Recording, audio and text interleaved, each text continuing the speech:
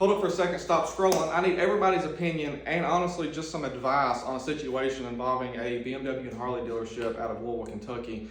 This is probably going to be a long video, but I want to know if anybody else has an experience like this with this dealership.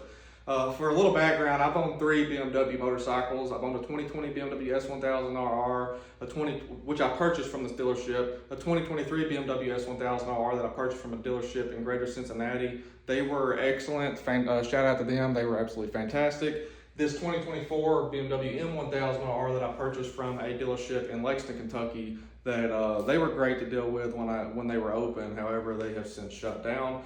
So a while back, I took my M1000RR to the Harley Davidson and BMW motorcycles of Louisville because the bike was leaking coolant, it was consuming oil, it was leaking coolant from the weep hole under the oil pan. Of course, I could smell the oil when I started the bike up. The same day I dropped it off to the dealership.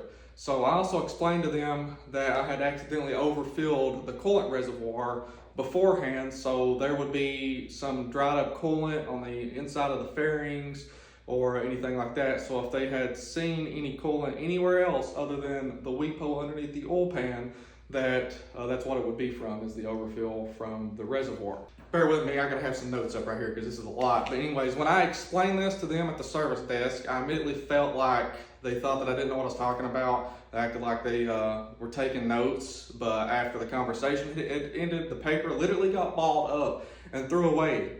And right there, I had a feeling that this experience was probably not going to go very well. Now this dealership is about an hour and a half from me, which is why I chose them over the one up in Cincinnati, even though Cincinnati has treated me significantly better every single time. A few days later, after dropping the bike off, the dealership called me basically wanting to confirm that I understood I would be responsible for diagnostic charges if the issue wasn't warranty related or if there wasn't an issue found at all, which I told them that I was completely fine because I knew there was an issue with this because I've had several BMWs in the past. They've all had the same coolant pump problem. It's a common issue with these bikes. Then about a week later goes by and I didn't hear anything from them. So of course I call them up. I'm like, hey, can I get an update on this motorcycle? And they tell me they don't think there's a problem with it, that they don't see any coolant leaking. Which at that time I knew they hadn't even looked at it because they would have seen all of the dried coolant underneath the oil pan where that weep hole is located.